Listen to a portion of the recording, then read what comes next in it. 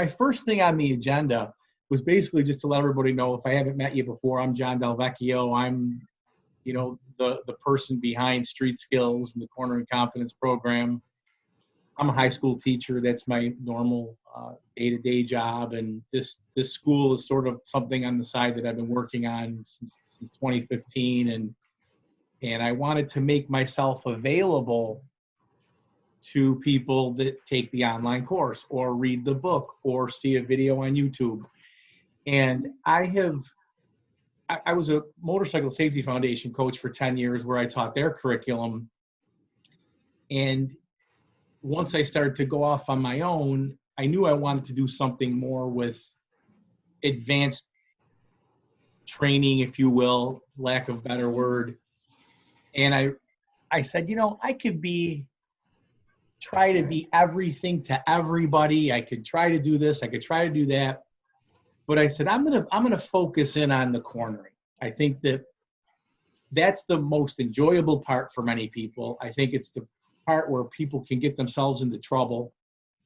And, through my own experience, I just knew that I always was seeking a better cornering experience.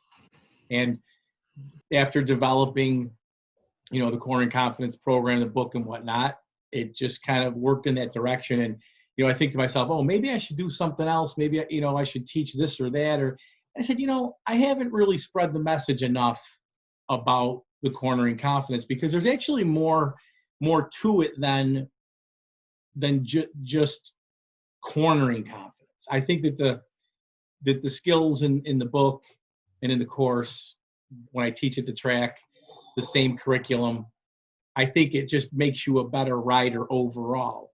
And I think that, controlling the motorcycle is a very important thing for people, not only for their safety, but for their confidence and enjoyment.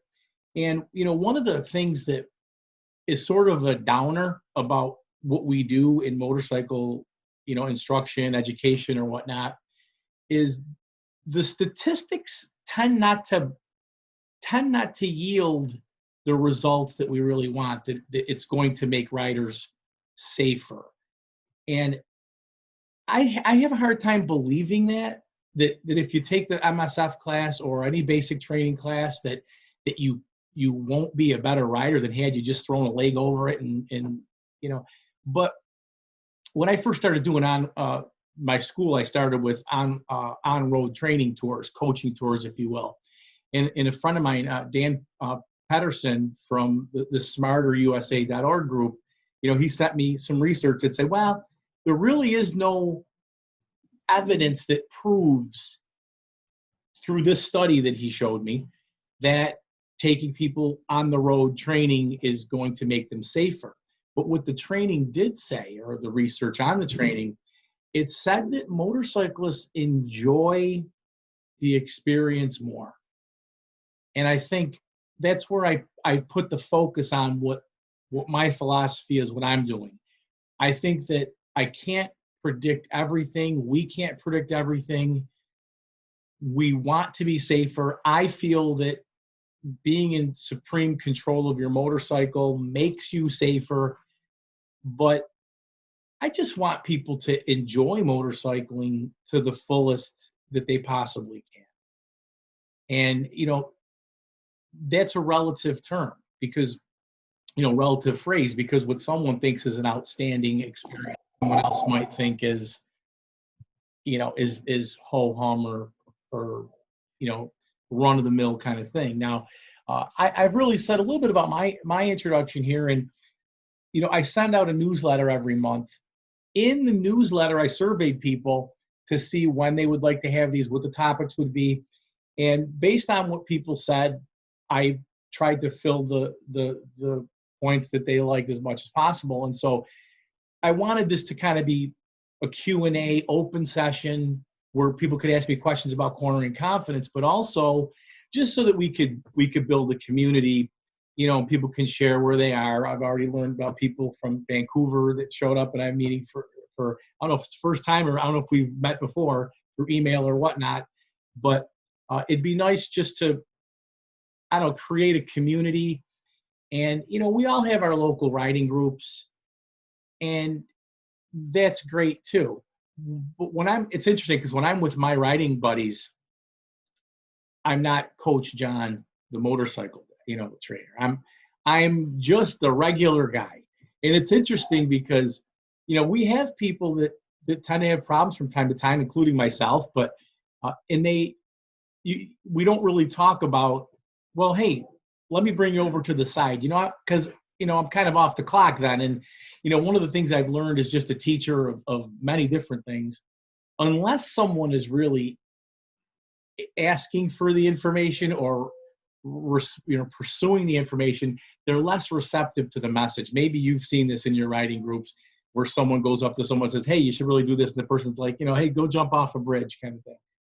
Yeah, people really have to be sort of in that kind of context where they want to maybe ask for help. But so I wanted to of course, we'll get to Q&A on Cornering Confidence.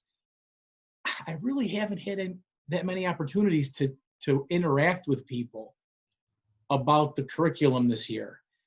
The only real event that I've had was at the local track about 90 miles away in Syracuse, Pineview Run.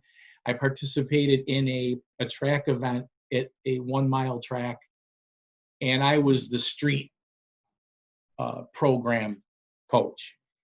And it really felt good. And I had a couple of really aha moments myself communicating what I'm trying to teach, because I can be sitting here by myself, but unless people are asking me questions, I really don't know how to phrase things as well as I could, or to improve things. There could be one or two different ways I say things that could make a difference. And I have a YouTube channel, and I sometimes use it to promote what I'm doing and whatnot, and I try to teach things through there. And I have a couple of YouTube ideas for little videos I want to make, because at that event I had been asked certain things and had to do some discovery on my own on the track, and then come back and explain some things a little differently. And it gave me a different perspective into people's heads. This had to really do with body positioning, on the motorcycle from the waist up. And so this is good for me, because if I don't get the questions, I'm not as good at articulating my message. Now this, for example, this is the book. This is my working copy of Cornering Confidence. And this book, the curriculum wouldn't be anywhere near, is I guess quality as I think it is, without students or people or other experts sort of challenging my ideas or asking me questions. And I think that's where I feel maybe through 2020 here, with my lack of being able to get out there and coach people and talk to people as much, I'm sort of, going through a little bit of withdrawal, or I don't know how you want to say it, but I don't want to get stagnant in my explaining what it is that I'm trying to do here.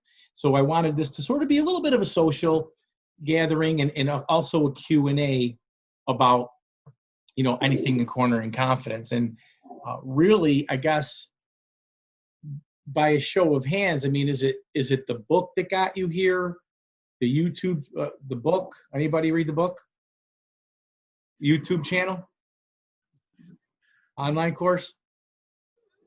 Bruce, you have not read the book, and I was referred to you tonight by a friend who is also on this call.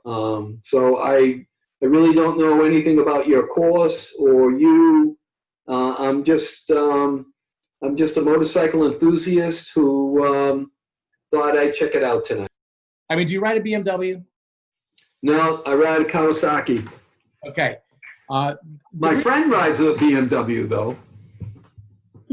Is that what, Jan? That's Yeah. Jan. Yeah. Yeah. So so you guys are like buddies from the same town, or in the same club? How do you guys? Extremely separate geographically, but three of us went to college together. We ride together once a year. I just saw your post on Facebook. I'm a member of Motorcycle Sport Touring Association group. Yeah, now I'm glad that you brought that up. The Motorcycle Sport Touring Association is one that I've tried to get more involved with over the past couple of years. Pat, the president, I met at AIM Expo 3-4 years ago, and I was so blown away by the organization, because what I found is that, and I asked Bruce if he wrote a BMW, mostly because the BMW Motorcycle Owners of America Club and the Riders Association to a certain extent, but mostly the BMW MOA, they're the organization that really gave me my start. I did coaching tours at their rallies for 3 years straight, and they just seem to be, I don't know, the perfect, it's like the round peg in the round hole for what I'm doing. And while there's people on Kawasaki's and other kind of bikes, and there's the Northeast Riders Forum on Facebook, there's the Motorcycle Sport Touring Association, there's other wonderful groups. It just tended to seem to me, and that the draw was mostly through the BMW rider. And normally when I do tours or coaching tours or deal with people at the track or whatnot, they're not always on BMWs. As a matter of fact, I just bought my first BMW ever in like May. It's a GS. I'm really not a big Facebook guy. I try to just promote what I'm doing through Street Skills through there.